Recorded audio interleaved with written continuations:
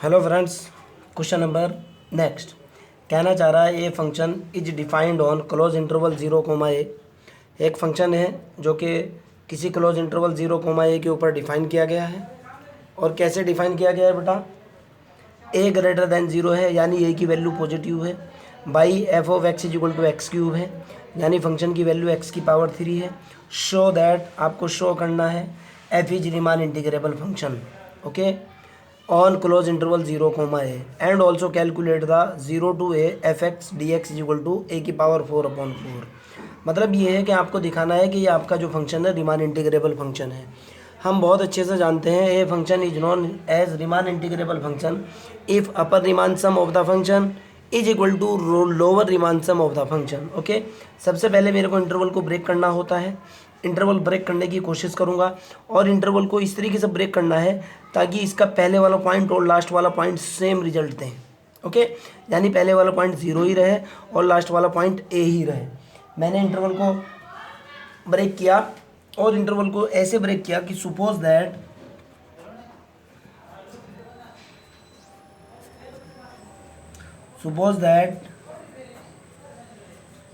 P is a partition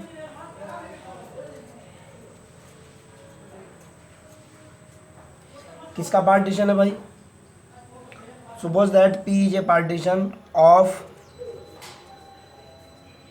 0, ठीक है ना। देन पार्टीशन की बात करने जा रहा हूँ बेटा।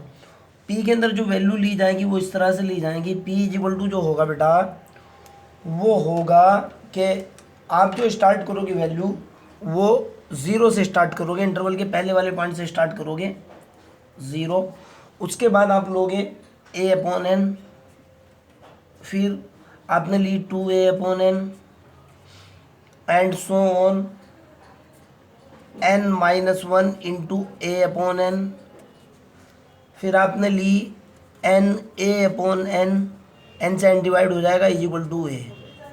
सबसे बड़ा इंपॉर्टेंट पॉइंट यही है बेटा कि आपको इस तरीके से ब्रेक करते हुए चलना है इंटरवल को कि इंटरवल का जो इनिशियल पॉइंट है वो इनिशियल पॉइंट रहे और फाइनल पॉइंट है वो फाइनल पॉइंट रहे। मैंने ए को n इक्वल पार्ट्स के अंदर डिवाइड किया, a/n 2a/n 3a/n 4a/n and so on n-1 a/n n से n कटने के बाद a आ चुका। क्लियर है ना? अब यहाँ से आपको सेलेक्ट करना होता है, सब इंटरवल सेलेक्ट करो। नाउ इसके अंदर से आपको सेलेक्ट करना होता है सब interval. Suppose that I R लेना होता है आपको एन वाला पोर्शन। कौन सा लेना होगा भाई? ओके, देखो आप एन ले लो या आर ले लो, कोई फर्क नहीं पड़ता, मैं अलग लूँगा, आर लेते हुए चलूँगा। यहाँ पे कौन सा लिया मैंने लेकर के चला r-1 into a/n coma r/a/n। Clear? ये मैंने सब इंटरवल ले लिया और आपको भी कोशिश करनी है कि जो आपका इंटरवल है, जो सब इंटरवल है वो आर के अंदर ही होना चाहिए। क्लियर है ना? अब मैंने यहाँ से डेल्टा एक्स की वैल्यू निकाली। आपको पता है कि डेल्टा एक्स आर जो होता है बेटा, भाई साहब हेलो, ऐसे मत करो यार। डेल्टा एक्स आर जो होता है दिस माइनस के दिस, इसके अंदर से इसको घटाऊंगा। देखो डेल्टा एक्स आर हुआ r/a/n माइनस r-1 a/n। मैंने आपस में घटाया इनको, कितना निकला बेटा? r/a/n माइनस गुणा करने के बाद r/a/n माइनस माइनस प्लस हो चुका a/n, ये इससे कैंसिल आउट हुआ, कितना निकला? a/n हुआ। और ये वैल्यू किसकी निकली? डेल्टा एक्स आर की वैल्यू निकल चुकी। This is delta X R. Clear? No problem. अब मैं सेलेक्ट करूँगा आपको जो गिवन फंक्शन है, लिख रहा हूँ इधर delta X R is equal to जो हुआ बेटा वो हुआ a/n। मेरे को फंक्शन क्या गिवन है बेटा? Given that F of x की जो वैल्यू दे रखी है बेटा, एफ ऑफ एक्स की वैल्यू दे रखी है आपको एक्स की पावर 3, आपके सामने है। F of X is equal to X की पावर 3 है। अब यहाँ से मैं स्मॉल एम और कैपिटल एम को सुप्रीमम और इन्फीमम मानूंगा। Now small M R and capital M R be the अगर सुप एंड इन्फ वैल्यू मानता हूँ, सुप एंड इन्फ वैल्यू का मतलब है, चलो सुप एंड इन्फीमी मान लो, पहले वाली कौन सी है, छोटी है, इसको मान लिया आपने इन्फीमम, एंड कैपिटल एम को मान लिया अगर सुप हो तो, यानी सुप्रीमम हो, देन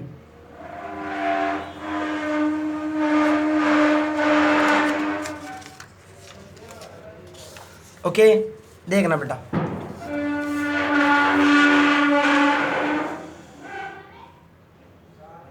आगे चलते हैं, थोड़ा सा डिस्टर्ब कर रहा है यार ये आदमी। एफ एक्स इजिकल टू कितना दे रखा है बेटा आपको? अरे बाद में कर लिया यार, 2 मिनट के बाद कर ली, वीडियो बना रहा है यार मैं। कितना निकला बेटा यहाँ से? देखो अब फंक्शन की जो वैल्यू दे रखी है कितनी दे रखी है, डिस्टर्ब कर दिया यार काम करना। एफ एक्स जो आपको दिया हुआ है बेटा, एफ एक्स है एक्स की पावर 3। स्मॉल एम आर जो लेना होता है वो यहाँ से लेना होता है। स्मॉल एम आर मेरे पास है, स्मॉल एम आर जो लेना होगा बेटा, ये वैल्यू लेनी होगी और फंक्शन के अकॉर्डिंग लेनी होगी। अगर एक्स की पावर 3 है तो एक्स की पावर 3 होगी, जो भी है उसी के अकॉर्डिंग लेना होता है, ठीक है ना। जो भी फंक्शन दे रखा है फंक्शन के अकॉर्डिंग लेना होता है।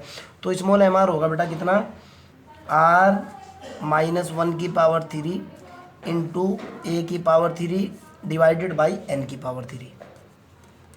अगर यहाँ स्क्वायर होता तो यहाँ में स्क्वायर लेता, यहाँ सिंपल x होता तो सिंपल पावर 1 रहती, ओके। और आपको भी पता है ये छोटे वाली वैल्यू है, ये बड़े वाली वैल्यू है।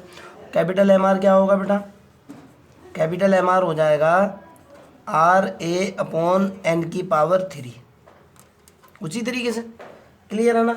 नाउ अब मैं लेकर के चलूँगा, कैलकुलेट करूँगा, उसका रोल ख़त्म हो चुका, बस इस पेपर का ही रोल है। मैं कैलकुलेट करूँगा LPF and UPF। Now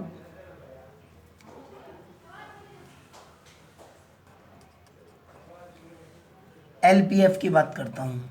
LPF formula क्या होता है बेटा, समीशन r बराबर 1 से लेकर n तक small M R delta X R, यही तो होता है ना फार्मूला, ओके। मैंने वैल्यू डाली बराबर, स्मॉल एम आर की वैल्यू कितनी है भाई, ये लगा मेरा सिग्मा, r बराबर 1 से लेकर n तक स्मॉल एम आर की वैल्यू है मेरे पास r-1 की पावर 3 a की power 3 divided by n into a/n। क्यों, डेल्टा एक्स आर जो है वो a/n है। कहोगे कैसे सर, देख लो आप, अभी निकाला था मैंने, ये देखो बेटा, डेल्टा एक्स आर की वैल्यू कितनी है, a/n। नो प्रॉब्लम, आगे चलते हैं। अगर ये हो चुका तो यहाँ के बाद मेरे पास निकला इंटू a/n। सिग्मा किसके ऊपर लगा हुआ है, r के ऊपर लगा हुआ है। r के अलावा जितने भी नंबर हैं कांस्टेंट की तरह ट्रीट किए जाएंगे, बाहर निकाल रहा हूँ। तो इधर से निकला मेरे पास LPF is equal to a की पावर 3 इंटू a की पावर 4 हुआ डिवाइडेड बाई n की पावर 3 है, जहाँ पे ये मैंने छोड़ दी थी, n की पावर 3 इंटू n की पावर 4 हुआ।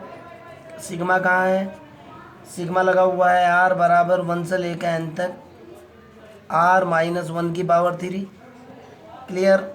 जब इसका सिग्मा खोलूँगा मैं यही करके लिख रहा हूँ, बराबर a की पावर 4 अपॉन n की पावर 4। जब r की वैल्यू 1 डालूँगा ये निकल करके आएगा 0, प्लस r की वैल्यू 2 डालूँगा 2 माइनस 1 की पावर 3, प्लस 3 डालने से 2 की पावर 3, प्लस उससे अगले वाला 3 की पावर 3, n डालूँगा, एक कम निकल रहा है, देखो आप n एक कम निकल रहा है, कहाँ तक निकलेगा, n-1 की पावर 3 तक जाएगा।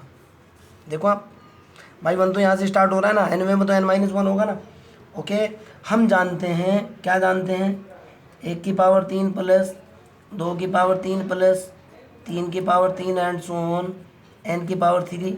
फॉर्मूला होता है बेटा n+1/2 का कंप्लीट स्क्वायर।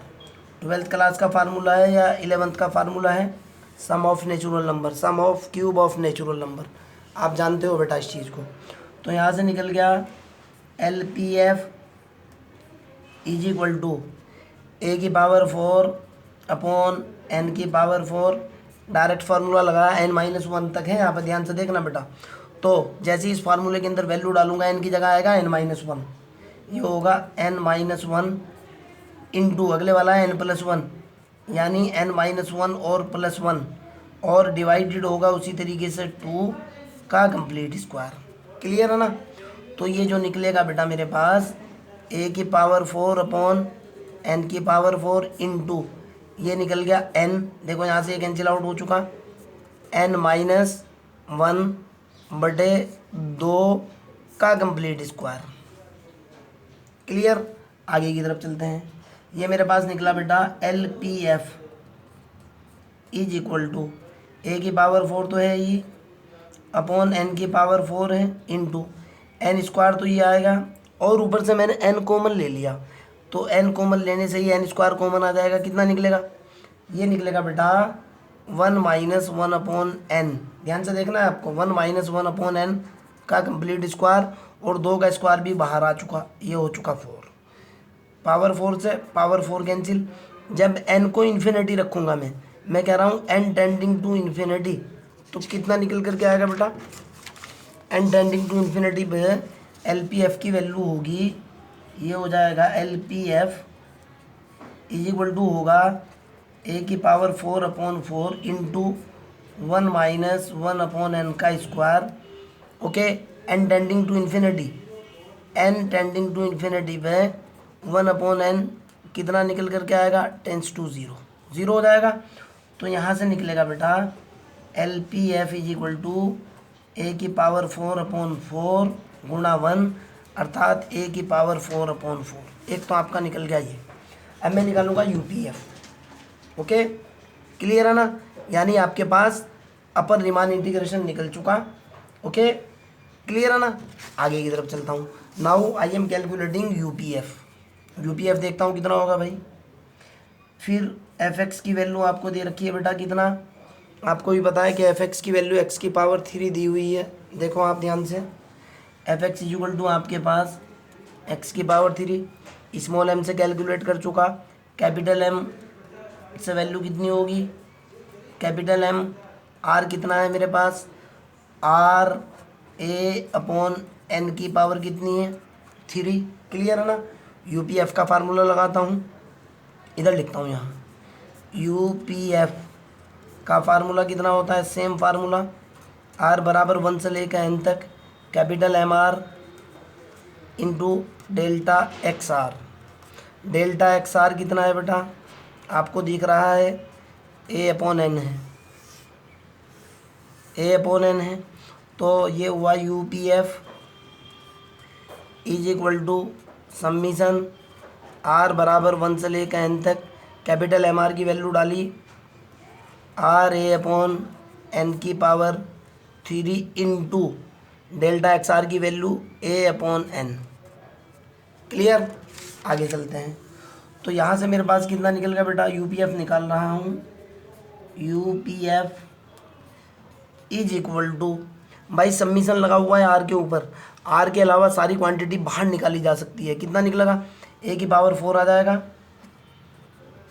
अपॉन 4 आ जाएगा, सॉरी a⁴ आ जाएगा अपॉन n⁴ बाहर आ जाएगा। सिग्मा किस पर लगा होगा, r बराबर 1 से n तक r⁴ के ऊपर। जब मैं सिग्मा खोलूँगा इसका, UPF is equal to 4/n⁴, यहाँ निकलेगा बेटा 1⁴ plus 2⁴ plus 3⁴ and so on n⁴। ठीक है ना। फार्मूला होता है 1⁴, 2⁴ एंड सो ऑन n⁴ का फार्मूला कितना होता है, n+1 डिवाइडेड बाई 2 का complete square. 11th 10th class का फार्मूला है। इस फार्मूले का मैंने यूज़ किया, ये निकल गया बेटा UPF is equal to a⁴ upon n⁴ गुणा n+1 डिवाइडेड बाई 2 का कंप्लीट स्क्वायर। मैंने उसी तरीके से आगे क्वेश्चन को सॉल्व किया बेटा। UPF कैलकुलेट कर रहा हूँ, ये हुआ मेरा UPF is equal to a की पावर 4 अपॉन n की power 4 into n square into n common ले लिया, n square common 1 plus 1 upon n का कंप्लीट स्क्वायर बटे 4, 2 का स्क्वायर 4, n की पावर 4 से n की पावर 4 कैंसिल। आपको बताया कि n को इन्फिनिटी की तरफ टेंड कराना होता है। ओके, UPF के अंदर भी LPF के अंदर भी जैसे ही आप इन्फिनिटी की तरफ टेंड कराओगे n को, ये हो जाएगा UPF is equal to integration of fx dx होता है, फार्मूला है।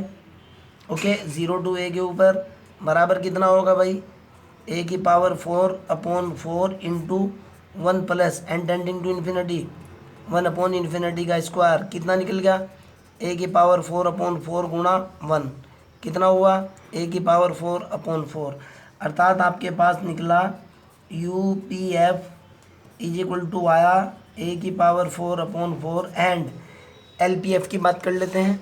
LPF कितना निकला हुआ था बेटा, ये देखो आप, LPF भी ये निकला हुआ है, इसी के अंदर निकला हुआ है। ये देखो LPF कितना है, देख लो दिखा रहा हूँ अभी, एंड LPF कितना है, LPF इज इक्वल टू है a की पावर 4 अपॉन 4। हम इस चीज़ को जानते हैं, अगर UPF बराबर LPF के हो, दोनों बराबर आ चुके, a की पावर 4 अपॉन 4, सो दैट हम क्या बोलते हैं कि हमारा जो फंक्शन है f इज R इंटीग्रेबल या रिमान इंटीग्रेबल फंक्शन। क्लियर है ना। फिर भी अगर आपका कोई डाउट है, कोई प्रॉब्लम है, डायरेक्टली कमेंट बॉक्स के अंदर क्वेश्चन को डालिए, I will help you, no problem, bye.